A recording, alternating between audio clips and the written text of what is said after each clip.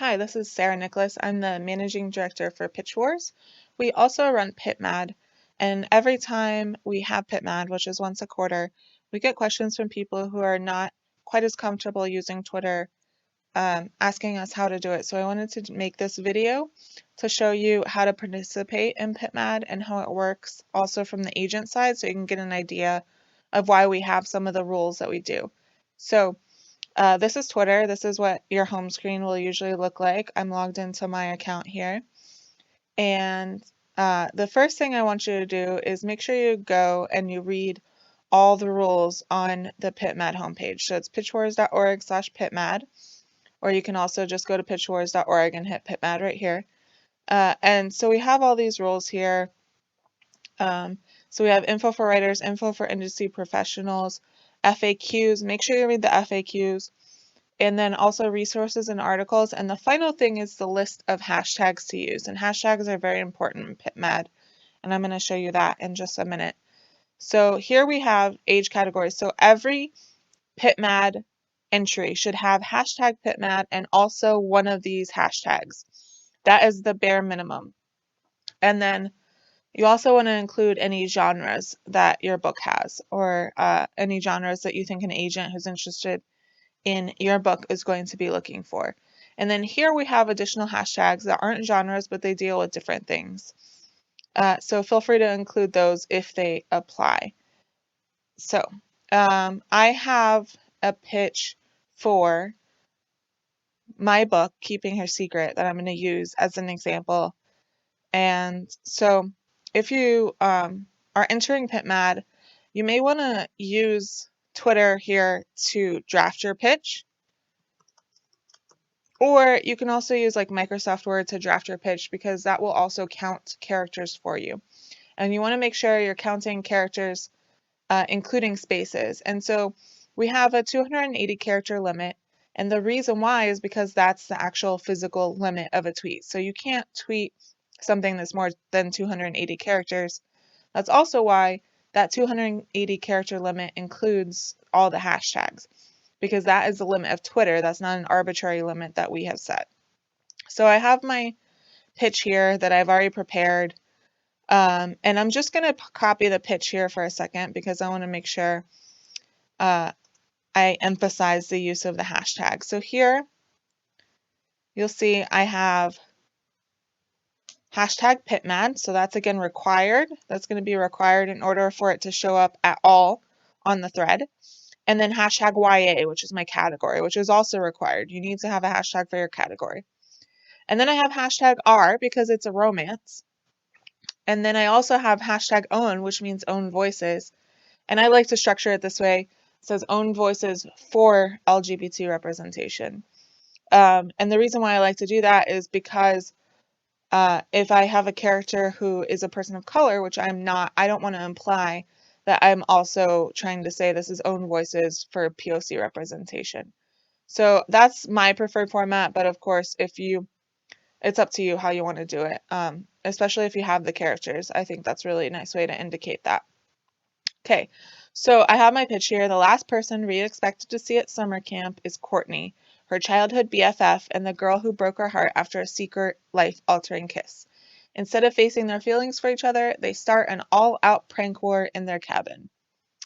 And then I have my hashtags. And so if this were a pitment day, this would be and I was looking for representation or for a publisher for this, then I would tweet this out. So I'm going to go ahead and tweet that out. All right, so it's there. This is not a pitmad day, but this is just for, demonstration purposes. So if I'm a literary agent, I'm going to switch over to the Pitch Wars account right now, just as to show you guys how this would work. So this is a Pitch Wars account. And so we're going to pretend for a second like Pitch Wars is an agent. So what an agent is going to do when they're searching the feed, or they're going to type in first hashtag pitmad. And if they're an agent who's specifically looking for young adult, they're going to type young adult.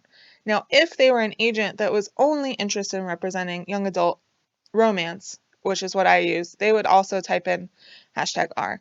But a lot of agents represent multiple different genres, so they're not going to do this unless they're just specifically looking for something like that.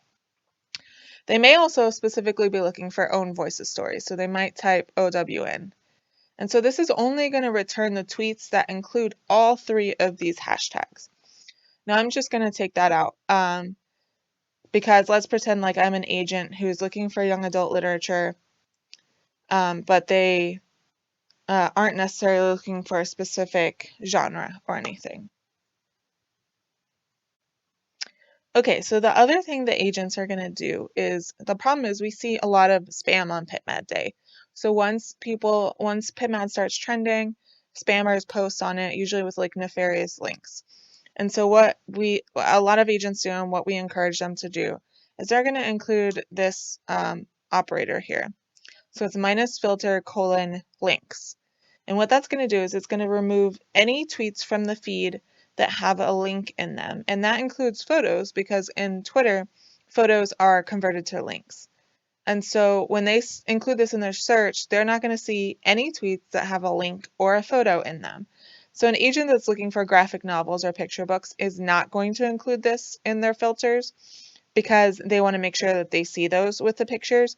But anyone who's the majority of the agents and publishers, they're going to include this filter in here. So they're not going to see your tweet if it has pictures or links, which is one of the things that's against our rules. So, by the way, you can include pictures if it is a graphic novel or a picture book. So once they hit that, then they're going to start seeing the results.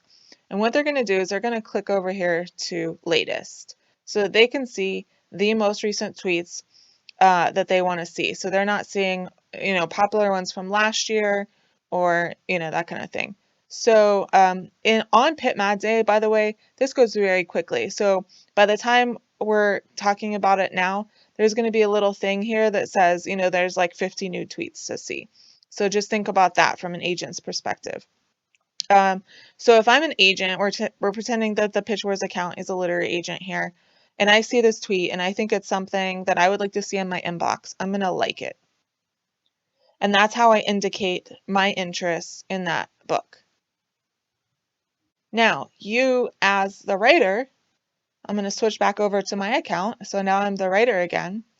So I get a notification that Pitch Wars has liked my tweet here. And also I can just click on the tweet and I can see that I have a like there. And it's going to show you the likes right here. And so if you get a like and you click here and you see that it's an agent, so again, we're presenting Pitch Wars and is an agent. Sometimes you're going to get likes from people who are agents because they just wanted to show support. And we ask people not to do that, but if they do it, I say it's fine. Just ignore them. Don't worry. Don't worry about it. Don't ask them to unlike it, because that's a little rude. But yeah, so if you come here and you see that they're an agent or an editor or a publisher or something, you're going to want to click on their account. And then usually what they'll have done is they'll have tweeted, if I like your post today, send me an email with your query on first page, something like that. And if they haven't tweeted that, just scroll through all their tweets for the day and see if they have. But if they haven't, then you can kind of reply to them and say, hey, you liked my tweet. How do I submit my book to you? And so it's really exciting when you get a like, right? So I just want to say, celebrate if you get a like from agent or editor. That's great. But it's really important, and we really stress this in pitmad, is to make sure you're researching literary agents and publishers before you submit your stuff to them. And so if you go to the pitmad page again, and you click on that to resources to take you down to the section on resources, there's this article, How to Research Literary Agents and Publishers Before Submitting It. And it's something that I wrote for the pitmad blog last year, or Pitch Wars blog last year, to give you an idea of how to do that research. And so I recommend that you go and you read this, and you do your due diligence in researching the literary agent and publisher before ever sending them anything. A lot of people don't start doing their research until they received an offer. I always recommend definitely research before you start at all. And so this has a lot of resources about how you can do that. So make sure you do that if you do get a request on pitmad day. So that's pretty much how pitmad works.